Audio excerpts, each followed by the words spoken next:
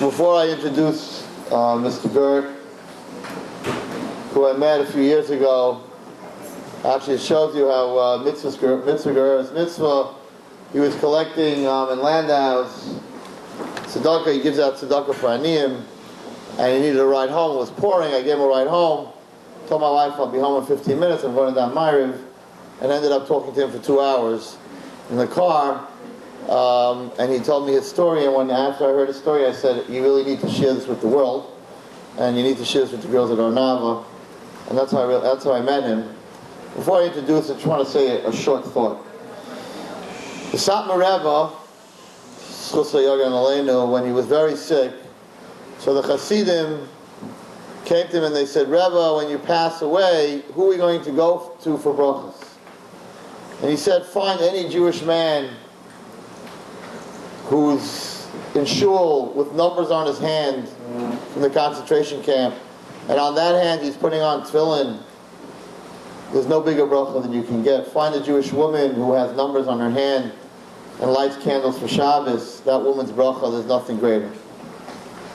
So at Metz Hashem, after Rabbi Gert speaks, you can go to him for brachas.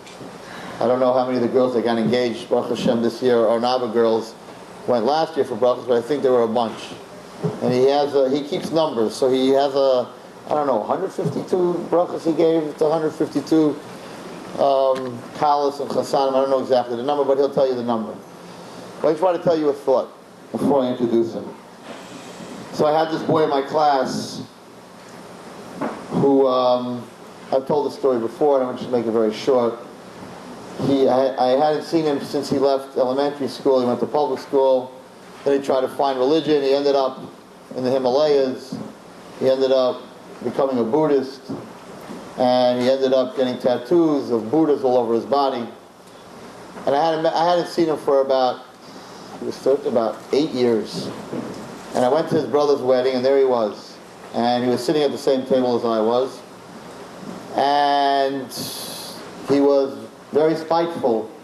I had never done anything wrong to him, but I guess maybe he was uncomfortable. I'm not sure exactly how it developed, but he was sitting across the table, and he was a non-Jewish girl was with him. She was sitting on his lap, and sitting at this wedding in front of his Rebbe in this way. So I sort of could tell that he was very, very upset. And HaKadosh Baruch Hu sends messages, I guess, when you're a Rebbe, to everybody. And I was very upset. In other words, a little covet, you're sitting in front of your Rebbe, put her on the seat next to you. And so when they started dancing, the first dance, not religious wedding, so the first dance is the Havanagila dance, and with the Rebbe and the Mechitzas up, and you dance separate, and then the rest of the night, it's like Rebbe get out, and everybody, party. So the first dance, the Havanagila dance, we call it, I got up, and I, for some reason, said to him, no, let's dance. Leave her here, or send her to the other side of the Mechitza, but let's dance. So he looked at me like, I'm trying to get you very upset. Why are you saying that? I said, let's dance. He said, okay, Rebbe, let's dance. So he got up, and I grabbed him. I remember it like today. And I gave him a big fat kiss on his cheek, and I said, I just want you to know that I really, really, at that time I called him Howie. Now I called him some Chaim. I said, Howie, you should know no matter what you do, what's on your lap, what's not on your lap, whatever you want to do, doesn't make a difference. I will always love you. And then I kissed him on the other, I whispered that in his ear. And then I kissed him on the other cheek, and I said, but I want you to know that you're going to hell. So the Rambam says, on one side give him a kiss, and the other side give him a smack. So, but he knew what Rebbe was like, and we danced that first dance. And that was it. I didn't hear from him. The next day I got a phone call. It says, Rebbe, I hear you give Chabura. I want to come to the Chabura. And things progressed from that. He came to my Chabura every week. He got up. He wanted to talk about Buddhism. I said, you go ahead, talk about Buddhism, no problem. And then I'll talk about, to prove to you that the little fat man that sits on that desk is not God, because he can't even lose 2 pounds.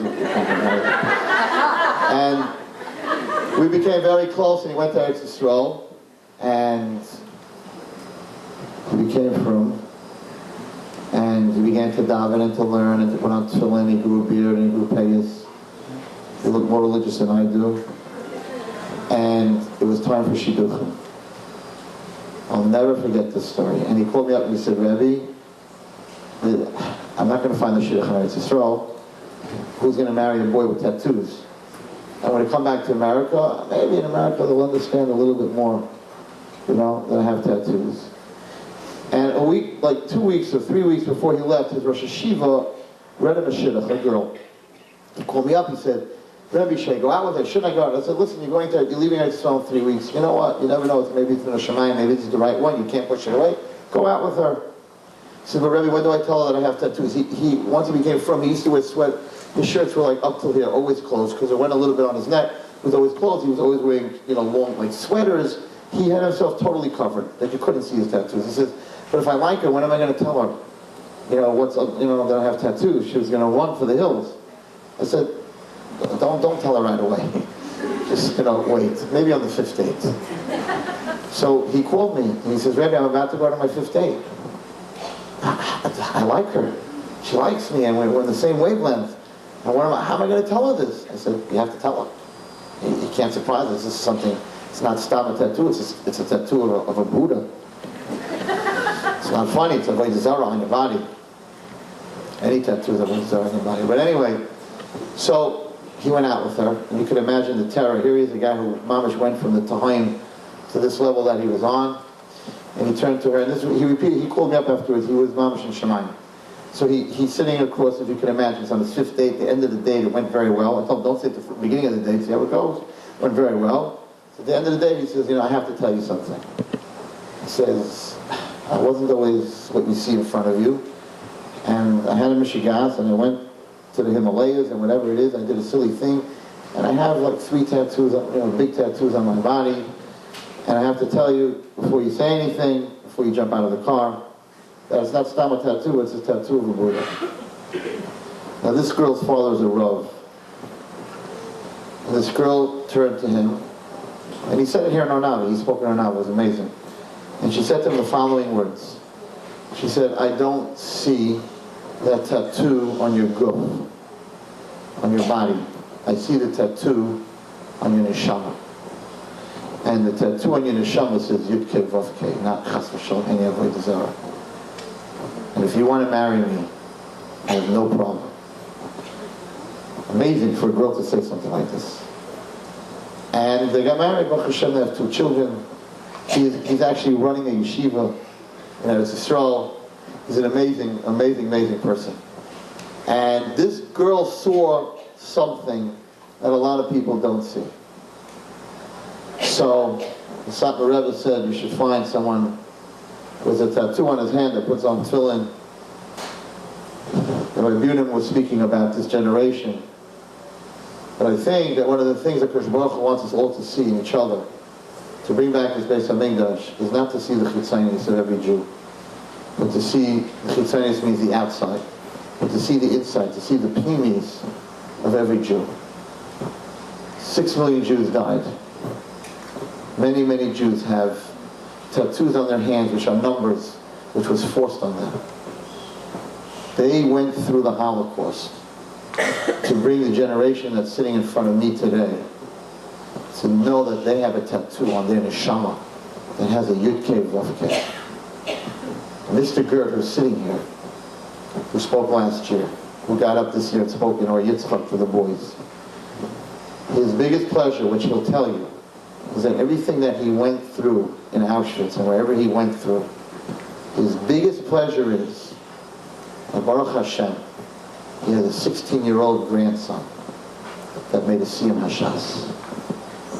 So they suffered, but they suffered in order for us to be the Klal Yisrael, that on every one of us, we could see in each one of us the neshama that every single Jew, it says Yud-Kei Vav-Kei. It says HaKadosh Baruch Hu's name of Rachamim. It is with great honor, who am I to introduce a person who went through Auschwitz? I can't even introduce someone like this. So I'm just going to ask Mr. Gert to please come up to speak to us about what he went through.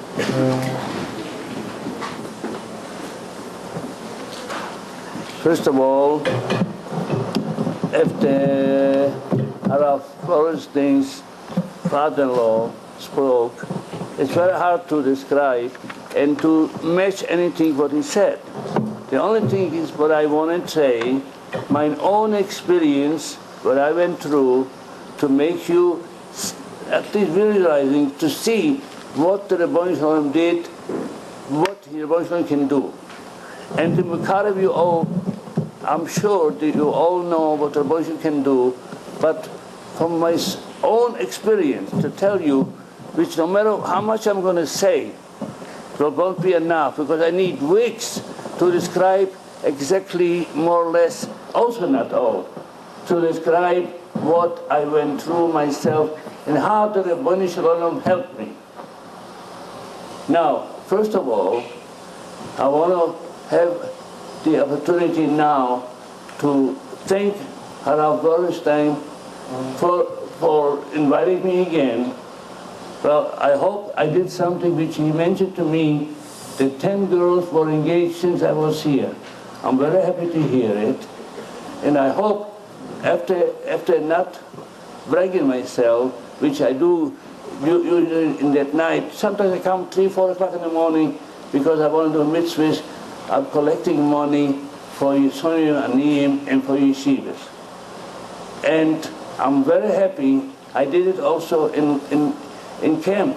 I remember one time when the last night before we were liberated, I found a kval, that means like water, and a brenner, but it was not that you pressed it, the water came out. I had to turn around, and I had I had cigarettes which I found from the American soldiers from the planes which they're throwing down. I went over to that soldier, the one who was watching us, and I told him, I'll give him the cigarettes, you should let me go. And I went to that brenner back and forth to bring the water for the people. And I remember when I came, give me. This is my life, this is what I'm bringing back out. That's what I like to help people. And I hope that my few words, what I'm going to say tonight, going to help you. Please, our life is the Rebbeinu Shalom gives you, that you should give somebody else. You should help. He helps you. Be prepared that you should help other people. And now, my biggest pleasure is to Harav Wallerstein to show what I heard since last year, which I knew him, but not as much, what people were saying about him. But Harav Wallerstein, I want you all to participate together with me, and Harav Wallerstein to give him what he deserves as much as I feel I'm going to do now. I'm going to ask you all people to stand up and give a big applause for Harav Wallerstein. This is the most that I can do to show. Please, do a stand up.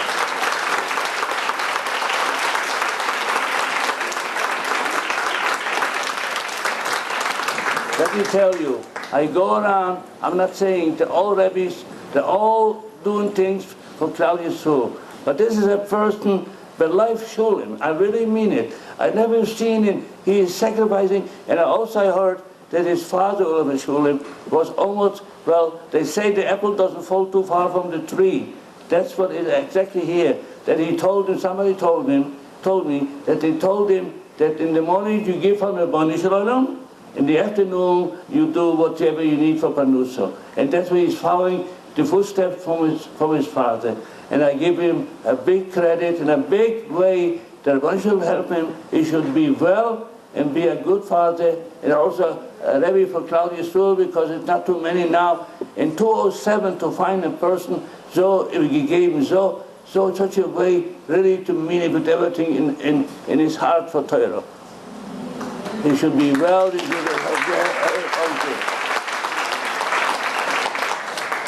Now, I hope that some of you probably heard me last year. I'm going to give a little description, but after his father-in-law spoke, it's very hard to say anything more. But I just want to say more to show you what the Rebbeinu did for me, and Gamken for a lot of Jewish people which they live over.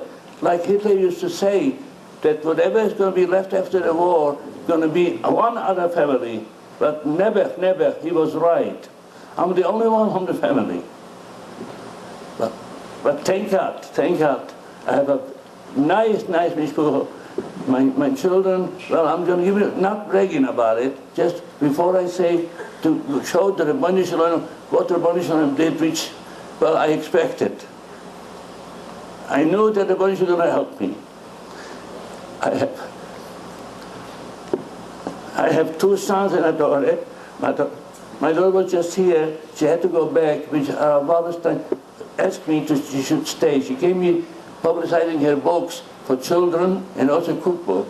And she came from Modia. They sent it her to publicize. But thank God I have a Ria in Horror. I also have one son is in Koil. I have another son in Haifa, which his son is the one who made us see much.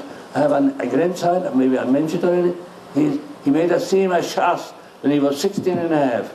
Ria in Horror, he was almost the only one in the world. But it looks like, and I want to give you out, that whatever midat connected midat, the Rebbeinu Shalom pays. You show the Rebbeinu Shalom that you want to have a good mishpucha, the good children, they should follow the Rebbeinu Shalom's way, and the Rebbeinu Shalom will help you. There's no doubt about it. There's no doubt that I'm telling you from my own experience. Now, when the war started, I'm going to start a little bit, give you a picture, maybe some of them were here last year and some of them maybe not. So I'll go through a little bit what happened to me, which if I stay here for 2 weeks, 3 weeks, it won't be enough to explain you what I went through. But thank God I'm here, which I've never, whenever it went through, I never believed what I went through. It's just like we say in Jewish, I schmeck tabik. It's only a little bit out what I'm going to tell you, what I went through and how everything is. Because everything what I'm going to tell you is a lot more, just a touch from everything. Now, when the war started in 1939, to say the reason I was at my father's sister was because in the house was nothing to eat. My mother sent us out, each one, me, my younger brother, to have lessons how to help me to eat. I remember on September the 1st, the war started in 1939. And when I went to the street car, the conductor said, this is the last one, the bombs were already falling. They took Lodge, that I was born in 3 days. This was shortly before Rosh Hashanah. I remember I went down once, I put on, we were wearing yellow bands on the arm. I went down, risked my life. They said in the Goyish bakeries there is bread. Me and my brother went and I stayed in line. I remember that the German SS was going around in the line looking who is a Jew or not. Well, hoping, I was trembling, hoping he didn't see, and I got some bread. This was 1939. Then came Rosh Hashanah. I saw it myself. I was a Yid walking, probably going to shul. And on the street, a German passed by, and he probably saw him. He grabbed him by the beard. What they did is undescribable. I hate to bring you up so much what happened, but just a touch of it to make you understand what really happened in the time until the liberation. Then they made together. It's unbelievable. I remember I was standing outside waiting to give us a room. We had a room, maybe a quarter of this room here for 6 people. Walking up 6 flights up. This was very lucky because more in the center. After this, there's nothing to eat. We used to get a bread for 7 days. You can imagine there was no meat, no nothing. I remember I sat down, I used, no hashtikalo. Well, by the time the 7 days were over, we had nothing to eat. But then, finally, they made like a sort, it means like a factory, to work. Whoever came to work got a soup. The soup was water. Right near our house was a bridge, where you, just to give you a description how the life was, to show you what anyone who lived over, what he lived over until he lived over, until the ghetto, not talking about Auschwitz even, but even the ghetto. they made a bridge. If you wanted to go away from one side street, from the other side street, there was a bridge, because in the middle was the cars going, but Goyim cars. Not Jews didn't have any cars, but just to cross the street was a bridge. You can imagine, in the winter, the steps from the bridge got frozen, the water got frozen, and they used to stay downstairs and hit the people on the legs to go, like in German.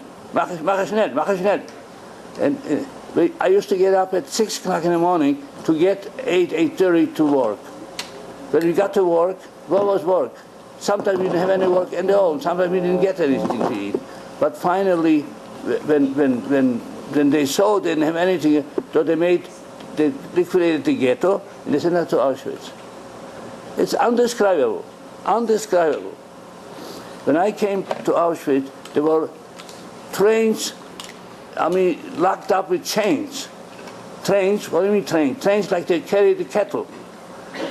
I was sitting on a back or something, I remember. Me, my mother was still there, and my brother. My sister, they took out 2 weeks before. They did it spite to break up families.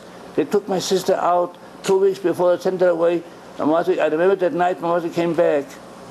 Undescribable, undescribable. The way she felt, she knew she never was going to see it again. But after the war, I met her together. I met my both sisters after. That's the only family for me that I was left. My mother had 4 sisters, no one, no cousins, no nothing. My father had a brother very, very, very off. He was for Poland was very off. He had his own house and so. Nothing. He had a son but the same name from the same side probably, and the same name for me. Nothing left. I looked at it and I wrote letters. I thought, because he had a daughter at that time already, 22. She should be alive. Nothing is left. What I'm thinking is that probably they were massed, probably Goyim, the Polacks, the maximum, probably massed them. They came in, they took out probably the whole family, and the house, everything was left. Nothing left, nothing. I'm the only one, and with my 2 sisters left after the war. Thank God. And we built a mishpucha, my 2 sisters. After this, they sent us to Auschwitz. To describe, maybe I said it last year, but whoever wasn't there, I want you to remember. I'm giving you a touch for every little thing.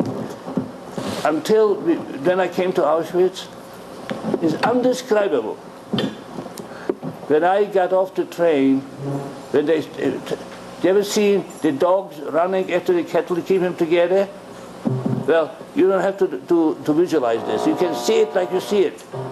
This is the way the dogs were running, the German shepherds were running after us to keep us together. Well, by the time, I'm going to tell you now something, a nest, what the Rebbeinu Shalom did. And the reason I'm talking is to make out of you all, to bring our mishpuchas, because you are the mothers, don't forget. You are the ones who are going to bring the families. And you are the ones who are going to raise your family. Don't forget. This is what Klal Yisrael needs, what Klal Yisrael wants. And the most reason why I came here is for that reason. Please don't forget, whatever I'm saying is I'm talking to you, that you should remember. Your husband also, but you're the one who's going to raise your family and raise him in B'derech HaYusha, B'derech the way the Rebbeinu Shalom wants, and the Rebbeinu Shalom is going to help you. Don't forget what I said. I'm telling you from my own experience. Now I'm going back, I'm putting in the things where it fits together to make you, but don't forget what I said. Please, you are our future. You are the mothers who will bring Klal Yisrael B'derech HaYusha. Don't forget this. And if you're going to show the Rebbeinu Shalom that you're going to do it, he's going to show you. He's going to show you more that you want this. This is the way the Rebbeinu Shalom is going to show you. Now when I got off on the train, it's just like the kettle to run. I was running. And then my brother was standing with me, like the men separate the boys. And the last, well, I have to say, like some people are catching in things which comes together to maybe. Like people come over to me now when I go around collect money, and they come over to me and they say to me,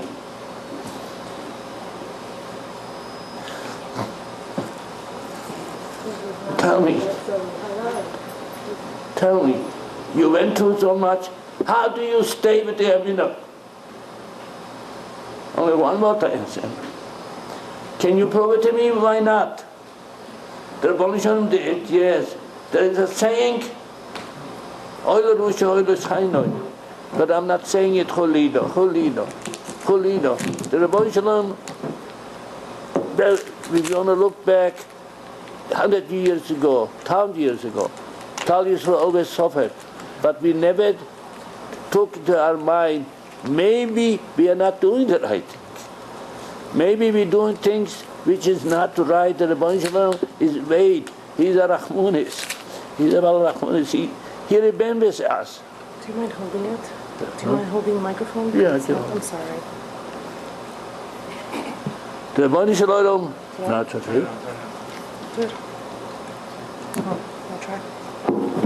Thank you so much. Sorry. The Rebbeinu is about Rahmanis. When he sees that you all, that we Klal Yisrael want, he helps us. There's no doubt about it. Now, when I got off from the train, I'm pushing in things in between, but to make you feel, I'm saying from my heart what the Rebbeinu did. After I went through, all right, I lost everything.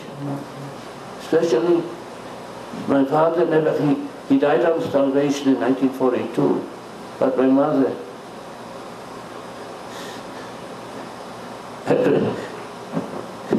every mother is a mother, but I lost her in a second. She was something special. Every mother is a mother. Every mother is by the son or by the children, the mother, yes. I'm talking about my mother. People used to come to us asking for ISIS, for how to do or marriage or something. She was something special. I lost it in 1 second.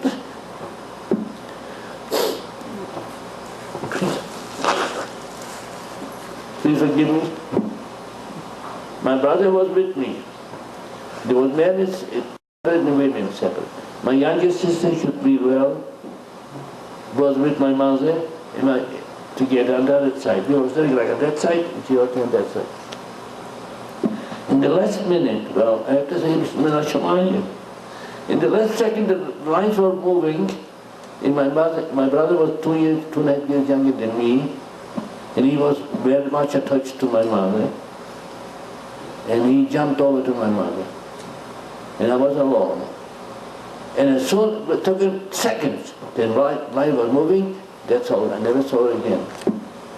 And by the time, I'm going to tell you, maybe I mentioned it last time, that while I was running, it got empty, and I was scared I'm going to be the only one left. It was the dust, and everyone was running, people were running, and I saw there's not too many people, and I started to run.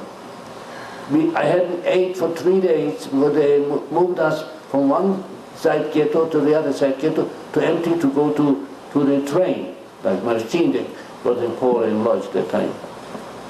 While I was running, I'm going to tell you an incident, how the Rebbeinu Shalom, there's no doubt about it. I'm here, I'll be less. No doubt about it. Now I'm going to tell you an incident how the Rebbeinu Shalom made. I want you all to remember. And I'm saying it again. You show the Rebbeinu Shalom what you want to do. They're going to show you more and more. In the Mishpucha, in Panus and everything. While I was running, I kicked something. This is something, I'm going to bring you to it while I'm mentioning this. I picked it up, well, they called it a manashko, but the soldiers usually have it in the side from steel. They keep it hot water or something to eat. I opened, this was something probably somebody brought it to have it to eat or something. I opened, while I was running, I opened up, was marmalade, probably homemade, whatever. Meaning that I didn't eat for 3 days. I stopped a second, and I grabbed it in my hands and I put it in my mouth. And while I was getting the piece, looks like I wouldn't eat for 3 days. I got a stomach ache. So I stopped a second. I'm bringing to it while I'm mentioning this. And I stopped a second that the stomach ache should go away. And then I saw it getting empty. I started running. I came to Mengele. I was sitting on the chair, but the chair was, he was sitting facing this way. He didn't talk. The life was your tongue. We came like the shoe, you know, it's on the toike. It says, you know, how people meet eyes, and how do people get by, you know, the Rebbe counts everyone, and Yom Kippur, and he gives a life and so on. That's the way exactly it sounded there. When I came to my life, because he was sitting, he didn't speak. The life was the tongue. He was making with the tongue, but left or right, left or right. I was only 12 years old, so when I came to him, he made the tongue to the left. And all of a sudden, I hear somebody say, "This is my brother." I looked back, was the neighbor before the war. He was about 23 at that time, probably. And he said to me, "I'm going to tell you why I remember this. This was a nest, min hashamayim." Exactly like, and maybe you probably don't know the story, why Moshe Rabbeinu was Sifsat Pei, because the Malach gave him a push his hand because he wanted to grab the gold, he grabbed the fire. And then he put his finger into the mouth, that's why he was Sifsat Pei. The same happened with me here. When I was coming to him and he made the tongue this way, the neighbor said, so I don't know how he saw me. And what made him say this? The Rebbe told him to say this. And he said, and usually what I'm saying is, usually two brothers and two sisters, despite separate. And he said to Mengele, "This is my brother." So Mengele said to him, "No, but I'm exactly telling you the words what he said." He said, "No, wenn ist dein Bruder, soll doch gehen hier." This is what my life was on. How to the manipulate. When I came in there, I was about the only boy in that age there, but the only man there. When I came in there, all right, they made us take a shower now. Then when I went out from there, they gave us like, go to the machine with washing and all that, even pens, there was the table. Was pens probably from somebody who weighed probably 250 pounds or so, but it was good that I could wrap around myself. And then was in camp. I mean, they put us in exactly like you see a cage, like the animals or something. You see, you go to an animal show or something. Exactly, that's the way they let us into a door, and there we were. But this was another nest that I never realized where I am. What's going to be? Like some people, you know what happened in the morning sometimes? They let us in with electric wiring. You know, when you see wires around like a garden or something, this was, every wire was electric. And some people didn't want to live. In the morning you could see people hanging on this. They just grabbed the wire, but at night they turned on the electricity. Whoever wants to run out, they should electrify themselves. They couldn't go out. Finally, we were there for about, I would say, 6 months or 8 months.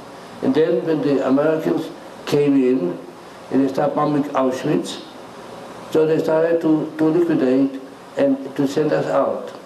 I was about the last transport from Auschwitz. Auschwitz was at 40 miles square. You can imagine how big it was. But they liquidated it, they sent us out. At the end, the last transport, they put us on the trains, but they didn't let us go on still. They were so alarmed with the Russians, soldiers, because they lost already, almost, and the Americans. They were all around the middle, all around were Russians and Americans. Finally, at the last camp, the name was Wattenstadt in Germany. They held us there for as long as they could, but the American army was already, maybe I would say, a few hours away, a few kilometers. When they liquidated each camp where we were there, this last camp, finally we saw that the soldiers, this was the camp that I found that water, which I felt, I helped the people bring the water. In the last camp, that night, well, the train came to take us further, but they didn't have no space where to take us. So they left us in the train. But the following day, they saw that the Americans and the Russians all around, the soldier, the SS man who kept us, who was watching us, he already brought civilian clothes. And knowing, because he had the radio, he knew how far away the Americans and the Russians are there. And he came, and in the morning we saw that his German clothing was on the floor. We changed, he ran away. Then we were liberated in 1945, May the 2nd, I was liberated. Well, then, when the Americans came in, they tried to help us. I remember when I walked out from that camp, I was on a highway, and we were, in fact, I had a pair of shoes. One was a brown, one was a black. One shoe was all blistered, my foot, I couldn't walk. So while we were starting to walk, me and another friend from camp, we walked out, a jeep came by. And he passed by and he saw us walking, he stopped, and he said, one was a Jew. He couldn't speak Jewish too much, but I understood he said that his mother told him, when he comes, he's going to meet any Jews, he'll do anything what he can. I remember he gave me a bite bread and took me to the camp, and I was there maybe a week or two, and finally we saw there's no way, so I would try to look to find some of the family.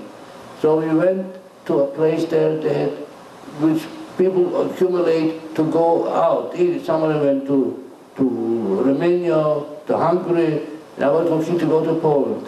I found some friends which they were also going to Poland, and some said they were going to Lodz, some was also from Lodz. So we organized a horse and wagon, because we couldn't go by train. The whistle, there was a water which was made, we couldn't go through, the bridge was warned. It was all with minutes. So we went by horse and wagon until then. After this, we found there was the Polish soldiers which they were going to Lodz. So we had a horse and wagon. We gave them this. They were happy to take from us the horses. They sold it probably in Poland, and they let us travel to Lodz. Then I came to Lodz. This was after the war, let's say sometimes in the end of May or June 1945. I found a friend of mine, and we were together for a month or so. Then, by going to shul for Shabbos or so, I saw papers written out, names who are lived over, who are in Germany or so. I saw my two sisters, I found, and I saw the description, the names and everything. In fact, they were not far away from me. I was maybe 20 kilometers, I don't know, maybe 30 miles away, but I left to look for them. So I had to smuggle. I had to smuggle back to Germany. This was, and there I found my sisters, and we went to Frankfurt. There was a DP camp starting at that time, and we went to Frankfurt. We lived there from 1945 to 1949. In 1949, I liquidated camp, and I registered to go to America. And my two sisters also, when I came to America, I can't complain. Well, except Israel, America, God bless America, there's no doubt about it. You cannot complain, you cannot say that life and even the Jew doesn't have anywhere in the world as good as, all right, there is also anti-Semitism, some starting or is a little bit, but as far as generally speaking, America is the best country in the world. As far as Jewish or generally, working or having panuso or make a living, there's nowhere in the world that you can do what they do. I came here with $2. Thank God, I worked myself up, I worked hard, and I supported my family, but Baruch Hashem, there is ways that you all can do, just like the Vilna Gaon said, the word, the Jewish word is Vilno, that means just want. The rest, the Moshe is going to help you. There is more and more. I know the time is late. I would like to keep you all going. All right, stay here. A little bit, anybody who wants anything to ask me, we're more than happy to answer you and to give you brachas, and the Baruch should all help you. Please be prepared that you should feel that you want to go b'derech hayusha, and b'derech to the Rebbeinu Shalom. The Rebbeinu Shalom, you showed, like I said before, and I'm saying it again, you showed the Rebbeinu Shalom that you want to go b'derech hayusha, and you want to bring your family, because you are the mothers for our future, and you are the ones who are going to build Klal Yisrael. So please have in mind that the most is in your hands, and Klal Yisrael wants you, and he wants you to share the mitzvahs and everything what the Moshe wants, and the rest I promise you. At my own experience when I saw it, well, I didn't tell you, like Boris Day once told me when I'm going to mention it separately, but last time by the boys, he also told me I should tell you. Maybe I did last year. It happened by Kol Nidro.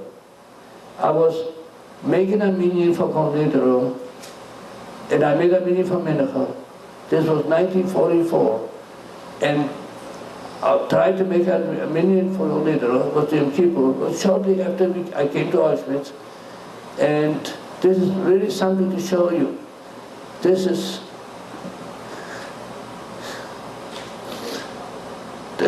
no other way. That Yad Hashem was in it. There's no other way. Because if I tell you exactly the way it was, you imagine yourself, this was Yad Hashem. There's no other way. Why others didn't? Well, look, it's hard to say. It's hard to say. Like I said, we all should be honest and like good Jews. We all are good Jews, but we should do what the Moshe wants. And by the time I try to make this, especially this occasion, I'm going to tell you, because he mentioned to me I should say it last time by the boys. By the time I finished Mincha, I had a minyan, and I wanted to make a minyan for Kol Nidro. It was about glue time. Remember, like the sky was just about time for Kol Nidro. And Mengele knew it. And he made a spirit, means nobody should go. And I was between the kids. In other words, between 12 and 16. I was about 12 and a half or something like that. And they put us into the building, not knowing. That time we didn't know. On Simchas Torah, I knew. Maybe I mentioned last year, but I'm going to repeat it. Maybe somebody didn't hear it. This is no doubt about it. The position took me out. There is no doubt about it. And while I was getting to bed, I remember I had 9 people. And somebody was coming close to me and said, Kim, met macha minyan. Anybody understand? I'll say it in English. We will make a minyan. I have 9 people, I need a 10th one. So he answered me, he was a bit, well, everybody lost families and everything. By the time I tried to get another one for the 10th to make a minyan for Kol Nidro, they were screaming everybody should go in. But all kids, like I said, between 12 and 16.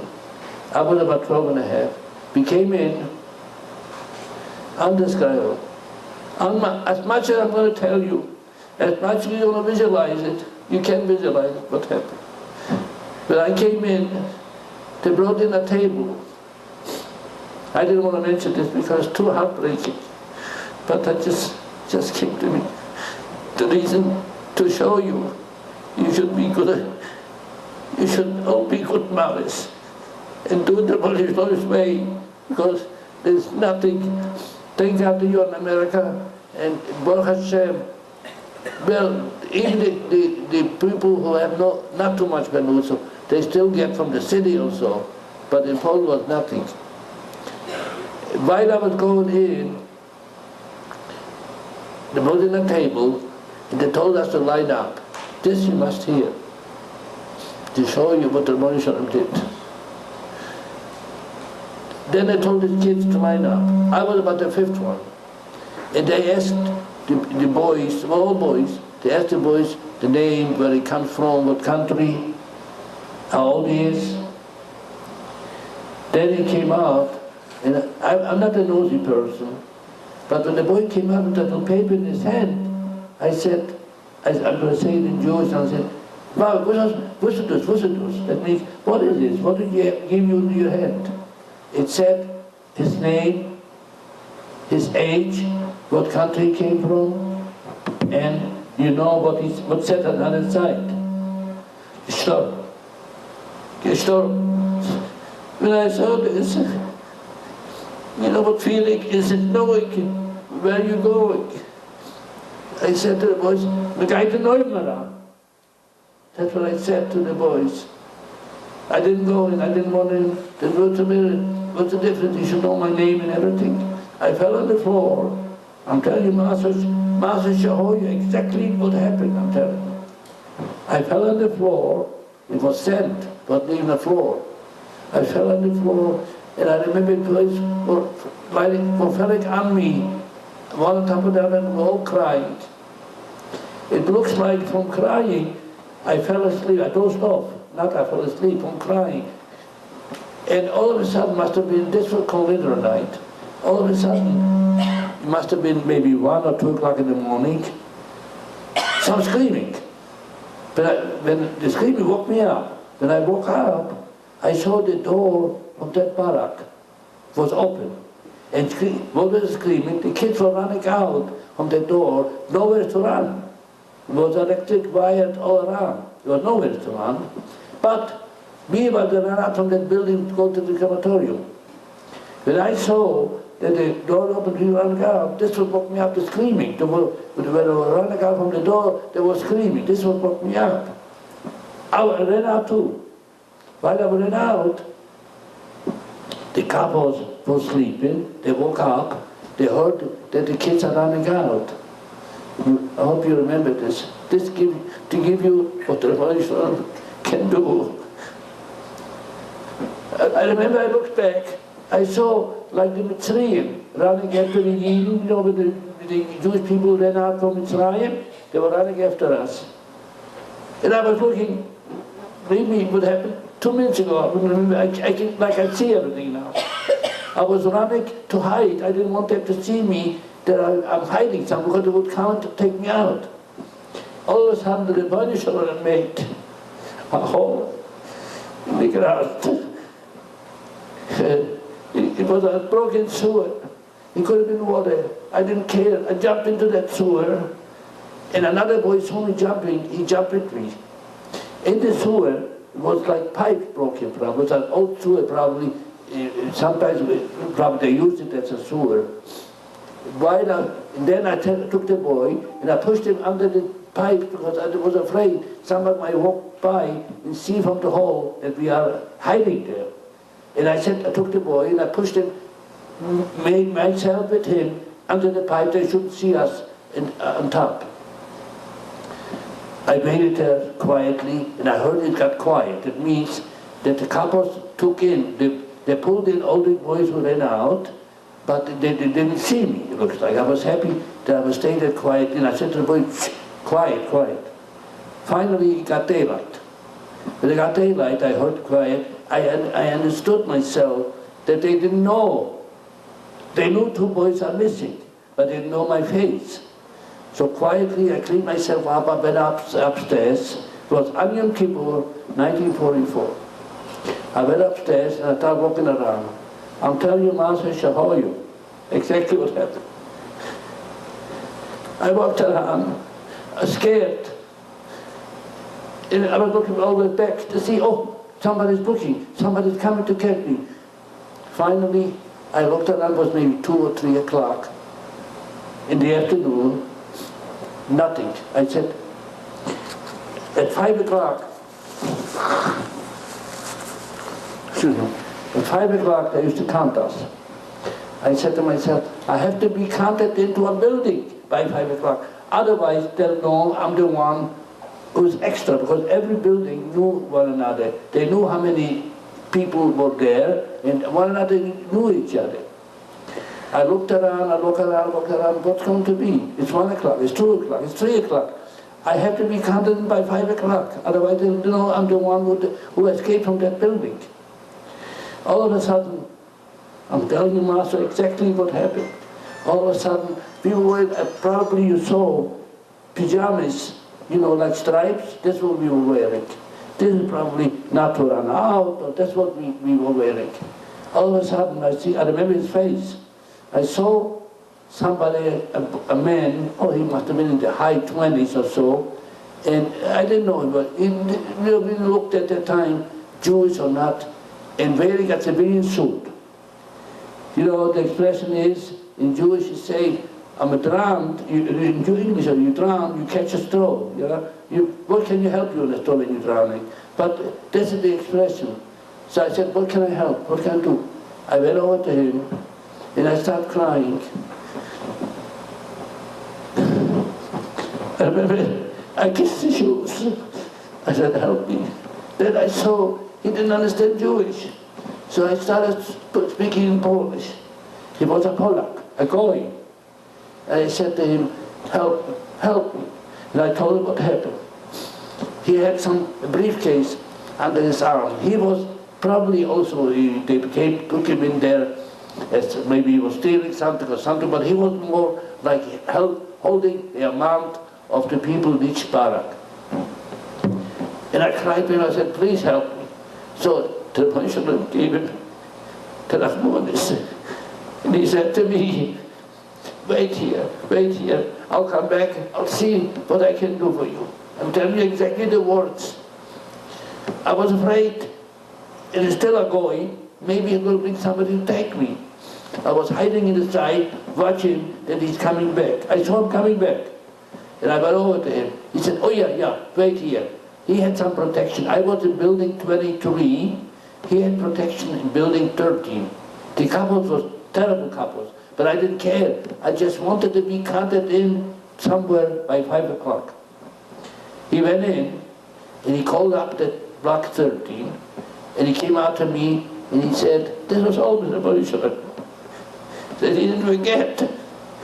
What did he get? A Jew, like in Polish you say, a Żyd, cry to me or tell him what did he care. But the Borisov made it. And he said to me, go to block 13, they'll take you there. Now listen about it. One nest to another nest. I walked, I remember like what happened now. I walked very slowly, thinking maybe it's aufgestellt, that means in Yiddish, maybe set up, that somebody's waiting for me to take me.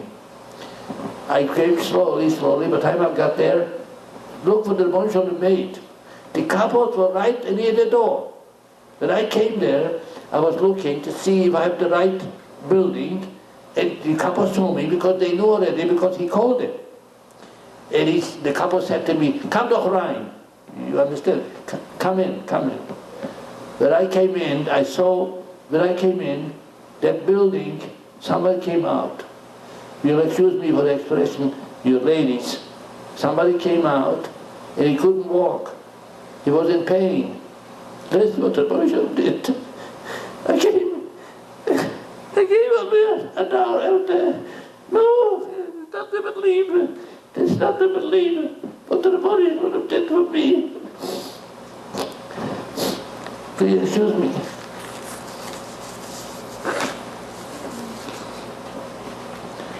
That man said to me, besides he came in, that means you just came. I was afraid, maybe sit up. He said, don't be afraid, don't be afraid. You're lucky you came now. What happened? An hour ago they castrated us all. You'll excuse me with the expression, I'm sure you know what that means. An hour before they castrated the whole building. Mengele said, anybody who's going to be lived over is not going to be, that's what he did. They're not going to be able to produce even. Or be crippled. That's what it is. And I came an hour after. The shows you. Nobody knew I had to bring such a toilet. Liane horror. That I had to bring an article who made us see my chance. I said, didn't have. Please forgive me. I can't. I'm just, the reason I told you that story, also, I didn't want to bring it up because it's too heartbreaking. But I'm telling you that you have to remember what the Rebbe can do. This was on Yom Kippur night. When I came in, then, this was Yom Kippur.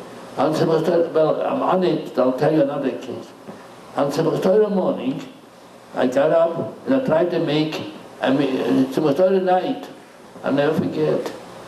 I had a chabad, we were laying on the floor, please forgive me. I don't mean, I just want you to be closer to the Body Shalom, to remember whatever you're going to do, the Body Shalom is going to pay you. Bit good. And the night before, they gave us the bread, a piece of bread, and I knew it's in Pastor. I remember I stayed by they used to keep the kettles because we could see the side where the kettles used to eat. I was standing there and my friend was saying, Menachem, come lie down, you were laying like sardines, one into the other. And he said to me, come lie down, you will never sleep. That's the day. I didn't care. I stayed by myself. I don't mean to brag, I just want you to be closer to the original. I stayed by myself at Abu Ma'arif, and I said Autorizer, my heart, and I made kiddush for the piece of bread, and I ate a piece of bread, and I went to sleep, I lay down. In the morning, I knew it's Yom Kippur, and I tried to make a minyan. I tried to get together a few people to make a minyan. All of a sudden, and Mengele knew all the Yom Tov hours, all of a sudden, they told us, all the boys, only the boys again, to lay outside, to line up. Undescribable. That time we knew, I knew what they meant, what's going to happen. And then he stayed, I remember like now, he said, out. They were, how do I know, were 367, I'll tell you, I'll try to make it as short as possible. I'll tell you how I knew the amount, how many it was. He probably took out, let's say, about 35 boys, which he took him away for good. The rest he said, Asraim. Yeah, I was in it. You can imagine, I was only 12 and a half years old. I couldn't walk. My feet, my legs were breaking. I was walking like this from the scaredness, knowing why I'm going into the building back. I knew it. When we came in, lucky they didn't take us that same day. They let us overnight. There was kids scraping. I'm telling you everything, Master show you. Not to tell you stories, but after his father-in-law spoke, there's nothing to say. But I'm just going to make Karev sign. The reason I'm mentioning these things, to make Karev sign, to say and to bring up, you are mothers. Again I'm saying it. Please remember that you're the one who can make Klal Yisrael what is. But when I went in, not to describe, the kids were scraped, they took away the knives, we had a little knife or a spoon to eat the soup, they took away everything from us. There was nothing, there was kids, they found a piece of wood, they scraped the cement between the bricks, and they ran out. But soon, this was lucky that they kept us overnight. As soon as I saw a kid going out, we heard a shot, a rifle, no, like from a gun or something, and they killed him. I heard, oi! I looked around, I remember there was beds, like two, three, one top on the other. I tried to go, then it was pulled, to hold the ceiling. I went up on it like a cat to go to the roof. The roof, I saw kids go to the roof, jump in the roof, and they killed him. But what's the difference about way? I figured maybe I'm going to have the chance that they won't catch me. I went to the roof. This was on Simchas Torah. I went to the roof to go to the window. I went to the roof. They didn't catch me, but I couldn't push my head through. There was glass window, the roof light. I couldn't push my head through. Finally, the couple saw me. He slapped me. He pulled me down. That I'm going to show you what the Rebbeinu did. The same second, while I came down, this was on Simchas Torah. While I came down, I saw a boy looking to the door. I remember his name, Mayarovich, also from Lodz. And I said to him, this what gave me the hint to know what to do. Listen to this. I said, Mayarovich, why are you looking to the door? He said, I have a cousin, a doctor. And I told him, he was another, I don't know how he got there. It's older than Shemai. And I told him I'm here, protection. He was supposed to come and take me out. I'm telling you the truth. It didn't take, I don't think it took 10 seconds to show you how the Rebbeinu did to me. And a couple comes from the office and screams, Mayarovich. At that time, 10 seconds before, I didn't know anything. At that time, I realized why the couple came and screamed Mayarovich. So I realized the problem, the doctor is in the office, they sent out the couple to bring that boy. So while I knew it, I tried to go with him. Should look like that I'm his brother or whatever it is. Excuse me. While I was going to him, the couple, it was a Yid, was a Jewish couple, and he said, no, I'm just telling you exactly the words. And he said, no, einem darf ich bringen in Jewish, in English, I have to bring one only, because I wanted to go with him also. So he pushed me back. You know what the Rebbeinu did?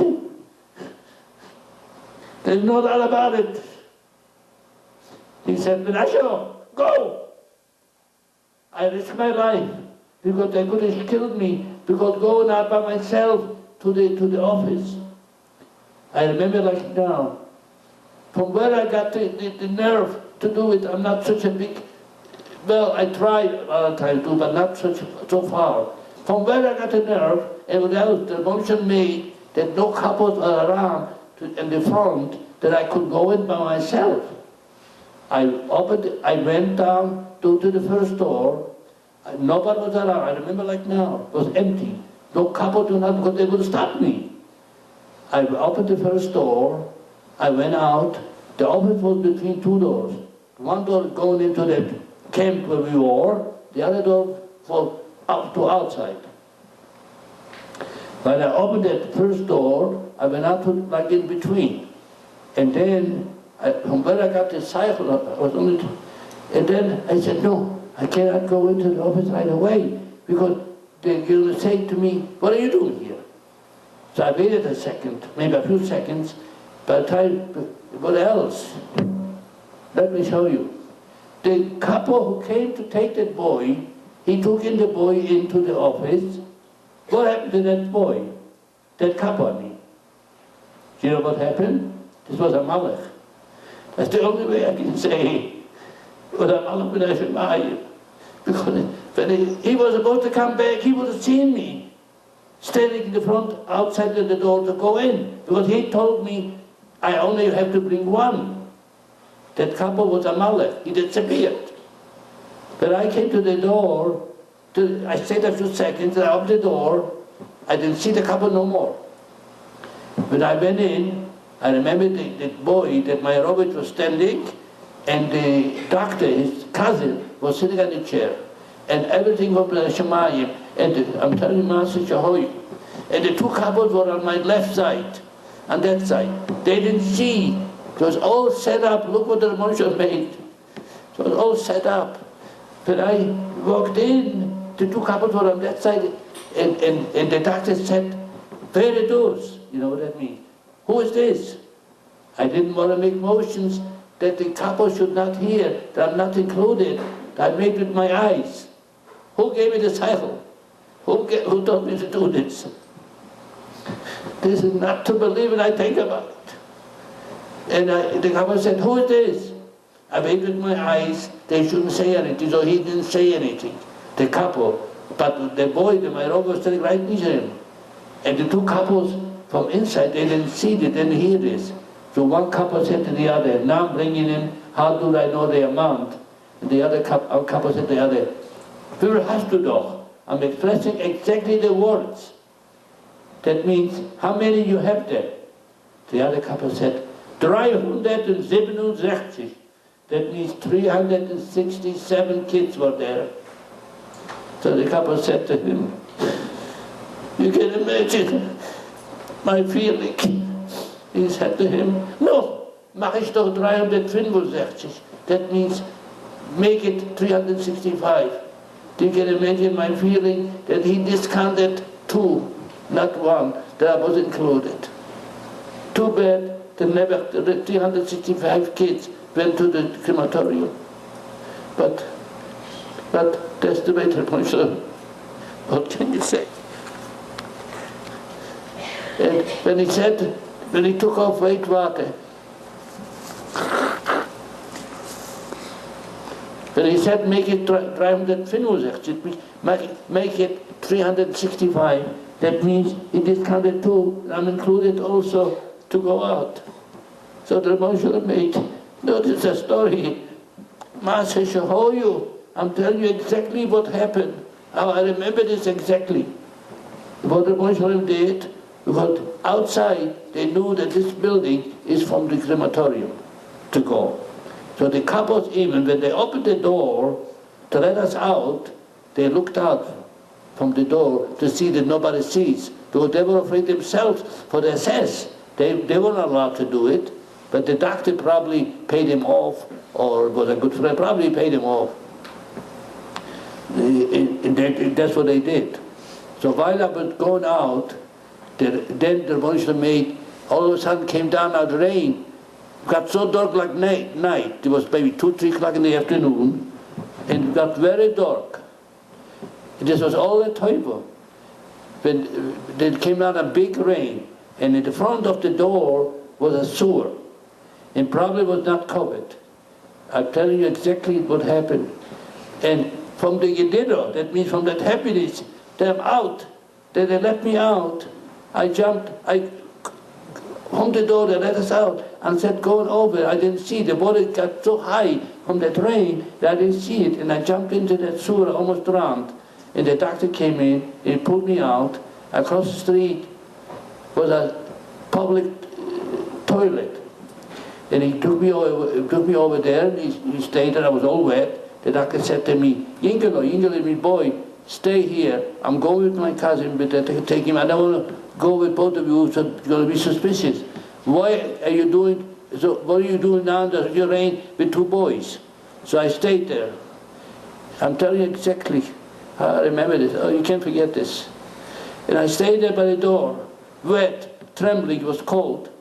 And then somebody was sitting on the toilet, also from the strong guys who used to bring the transports, were coming in to Auschwitz. And I remember a heavy guy, and he saw me standing by the door. He said, Eagle, what happened? You know, I didn't want to tell him. I said, no, good, it's good. I was afraid. He said, I know what happened. If the men don't come for you, I'm going to take you. Don't worry about it. And the doctor came back. He took his cousin first to his place, then he came for me back. And he took me into his place there. Oh, to tell you another how I remember everything. He gave me, this was on Simchas Torah. He gave me borscht, and potatoes, I think, to eat at that time. I changed my clothes, and after this, I've been out. Well, then it started already, they already stopped for burning. In the crematorium came a law not to burn alive people, only the ones who died. Then we were all the rest, they called it Braunschweig. There's a city in Germany called Braunschweig. So they called it because we were supposed to go to that city for work.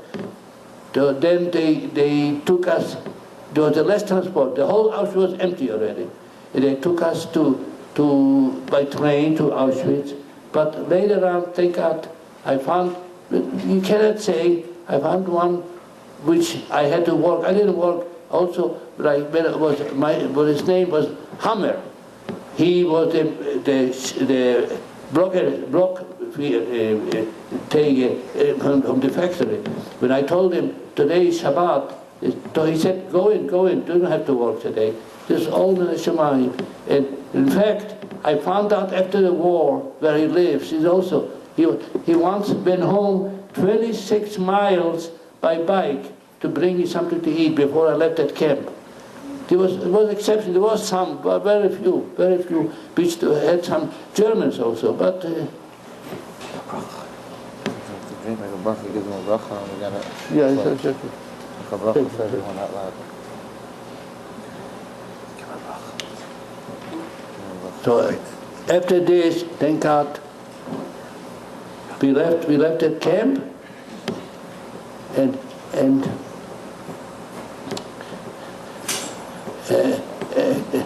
then after the war, I found my sisters. In fact, I went to him, and we went to Frankfurt, and then we came to America. I told you the two occasions. I want you to be more close to the Ribono Shel Olam, and the Ribono Shel Olam is going to help you whatever you need. Thank you. Now, I hope I didn't make feel some of you bad by my experience what I went through, but I want you to see and to know that the Ribono Shel Olam does everybody who thinks of him to do good things. He is middle connected middle. He pays back in good ways. You all should be well, and I hope next year to see you with the good ways and to tell me that all my brachas what I gave you or what I want to give you should come true. You should have a lot of nachas from your family, or some of them will be married and get family. You should bring up good families. What the way the Ribono Shel Olam wants, and well, Klal Yisrael wants. Thank you so much. And I hope I didn't do too much for you. Thank you so much again.